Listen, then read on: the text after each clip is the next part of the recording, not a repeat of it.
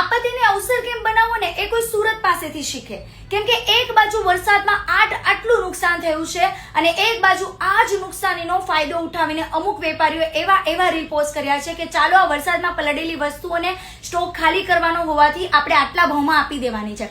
અને આ રીલ જોઈને બધી જ બહેનો, બધી જ લેડીઝો ભાઈ એટલી ટ્રાફિક કરી રહી છે.